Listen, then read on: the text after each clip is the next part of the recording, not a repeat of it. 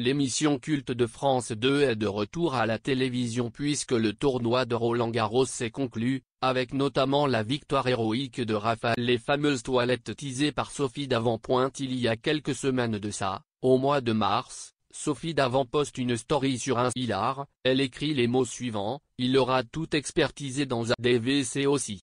Il ne s'agissait pas d'une plaisanterie et les téléspectateurs ont donc dû attendre le grand retour de l'émission au mois de juin pour voir de. Ne vous y trompez pas, un homme est bienvenu avec des toilettes, dans le but de les vendre. Mais pas n'importe quelle toilette, attention. Le vendeur explique que ces toilettes viennent d'un hôtel particulier. L'hôtel ayant été démonté, il a pu récupérer ces fameuses toilettes, considérées comme les plus belles toilettes du monde, en porcelaine anglaise. D'après les dires de l'expert a cependant bien du mal à rester sérieux, lui qui ne pensait sans doute pas, un jour, devoir donner une estimation à Harold Deschelles doit malgré tout faire son travail et donner une estimation.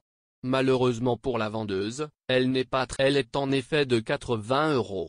Pourtant, il en attend beaucoup puisqu'il explique vouloir faire un voyage avec. L'expert se permet alors de le taquiner: « Je ne pense pas que vous irez. Vous n'allez pas pouvoir vous payer un billet d'avion pour faire le tour du monde. » Harold Deschelles défend l'émission Affaire conclue. Affaire conclue rend-elle la vie dure aux antiquaires? C'est une enquête menée par Télérama qui révèle que le quotidien des antiquaires a beaucoup changé depuis que l'émission Affaire conclue fait le bonheur de France 2 grâce à des audiences. Selon Rémi Machard, le président du syndicat des marchés aux puces de Saint-Ouen, l'impact de l'émission se ressent. On a constamment des clients qui se réfèrent à l'émission. Nos experts sur les salons sont sollicités pour donner des estimations pour des cuillères en métal argenté, chose que l'on observe. Mais cette émission ne contribue pas à développer une connaissance de fond.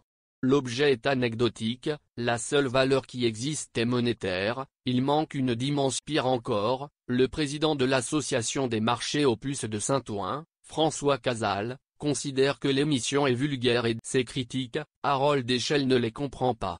Il considère que la profession est restée attachée à son ancien statut et marquée par un aspect conservateur. Le comportement des vendeurs a-t-il changé?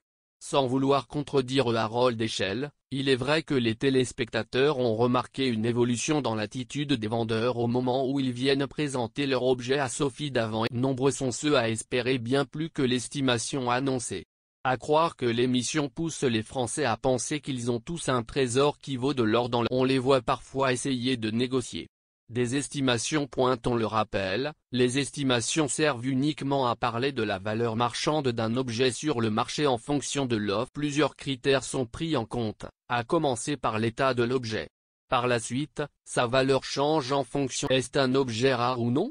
Est-ce un objet facile à vendre ou non? Est un objet. Cette valeur posée sur l'objet donne une idée au vendeur, mais libre par la suite aux acheteurs de dépenser moins. C'est là tout l'intérêt d'une salle des enchères puisqu'en fonction des personnes qui souhaitent acheter, un objet peut se vendre bien plus. Nous en avons déjà été témoins dans l'émission avec des ventes qui explosent les estimations, parfois de. Le problème, c'est que les futurs vendeurs ont également vu ces séquences et espèrent tous que cela leur arrivera. De quoi laisser penser que l'émission risque de perdre en charme, avec des vendeurs qui viennent plus pour l'argent que pour l'expérience, comme cela.